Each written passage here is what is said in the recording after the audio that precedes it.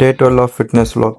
ಬೆಳಗ್ಗೆ ಎದ್ದು fresh up ಆಗಿ ಜಿಮ್ಗೆ ಹೋಗಿ ಬಂದು ಬರ್ತಾ ದಾರಿಲಿ ಮೊನ್ನೆ ಆಕ್ಸಿಡೆಂಟ್ ಆಗಿತ್ತಲ್ಲ, ಅದೇ ಪೋಲ್ ಟಚ್ ಆಗಿತ್ತು ಗಾಡಿ. ಅದು ಬೆಂಡ್ ತೆಗ್ಸೋಣ ಅಂತ ಹೋಗಿದ್ದೆ ಫುಟ್ರೆಸ್ಟು. ಅದು ನೋಡಿದ್ರೆ ಅವರಂದರು ಅದು ಬೆಂಡ್ ತೆಗಿಯೋಕ್ಕಾಗಲ್ಲ, ಬೆಂಡ್ ತೆಗಿಯೋಕೆ ಹೋದರೆ ಮುರಿದೋಗುತ್ತೆ, ಸೊ ಹೊಸದು ಹಾಕಬೇಕು ಅಂತ. ಬರ್ತಾ ದಾರಿಲಿ ಚಿಕನ್ ರೈಸ್ ತೊಗೊಬಂದು ಮನೇಲಿ ಬಂದು ಆಮ್ಲೆಟ್ ಹಾಕ್ಕೊಂಡು ರೈಸ್ ತಿಂದು 1-2 ಅವರ್ ನಿದ್ದೆ ಮಾಡಿ ಎದ್ಬಿಟ್ಟು ಪ್ರೀ ವರ್ಕೌಟ್ ತಿಂದೆ. ಇವತ್ತು ಪುಷ್ ಡೇ ಇತ್ತು. ಪುಷ್ ಡೇ ಅಂದರೆ ಚೆಸ್ಟ್, ಶೋಲ್ಡರ್, ಟ್ರೈಸಿಪ್ಸ್.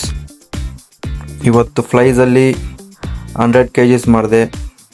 ಅದು ಒಬ್ಬರು ಅಂಕಲು ನಮ್ಮ ಜಿಮ್ಮಲ್ಲಿ ಬರ್ತಾರೆ, ಅವ್ರು ಹೇಳಿದರು ನೀನು 100 kgs ಮಾಡಿದ್ರೆ ನಾನು ನೆಕ್ಸ್ಟ್ ವಾರ 100 kgs ಮಾಡ್ತೀನಿ ಅಂತ. ಅವ್ರ ಏಜ್ ಬಂದ್ಬಿಟ್ಟು ಅರೌಂಡ್ 60+ ಇರ್ಬೋದೇನೋ, 60 ಇಲ್ಲ 55 ಇರ್ಬೋದು, ಗೊತ್ತಿಲ್ಲ. ಅವರು ನೆಕ್ಸ್ಟ್ ವಾರ ಏನಾದರೂ 100 kgsಯಿಂದ ಫ್ಲೈಸ್ ಮಾಡಿದ್ರೆ ನಾನು ಅದು ವೀಡಿಯೋಲ್ಲಿ ಹಾಕ್ತೀನಿ. ಚೆಸ್ಟ್ಗೊಂದು 3 ವೇರಿಯೇಷನು, ಶೋಲ್ಡರ್ಗೆ 3 ವೇರಿಯೇಷನು, ಟ್ರೈಸಿಪ್ಸ್ಗೆ 3 ವೇರಿಯೇಷನ್. ನಾನು ಇಷ್ಟು ದಿನ ಕೇಬಲಲ್ಲಿ ಮಾಡ್ತಾಯಿದ್ದೆ ಟ್ರೈಸಿಪ್ಸ್ ಪುಷ್ ಡೌನು, ಇವಾಗ ರೋಪಲ್ಲಿ ಮಾಡ್ತಾಯಿದ್ದೀನಿ. ಸೊ ನನಗೆ better pump and butter mind muscle connection ಸಿಗ್ತಾಯಿದೆ. ಸೊ ನಿಮಗೂ ಆ ಥರ ವರ್ಕೌಟ್ ಚೇಂಜ್ ಮಾಡ್ತಾ ಹೋಗಿ 4 to 6 months ಒಂದೇ ವರ್ಕೌಟಲ್ಲಿರಿ. ಅದು ಏನಾದರೂ ನಿಮ್ಗೆ ಅಷ್ಟು ಎಫೆಕ್ಟಿವ್ ಇಲ್ಲ ಅಂದರೆ ವರ್ಕೌಟ್ ಚೇಂಜ್ ಮಾಡಿ ನೋಡಿ, ಅದು ವರ್ಕ್ ಆಗುತ್ತೆ ನಿಮಗೆ.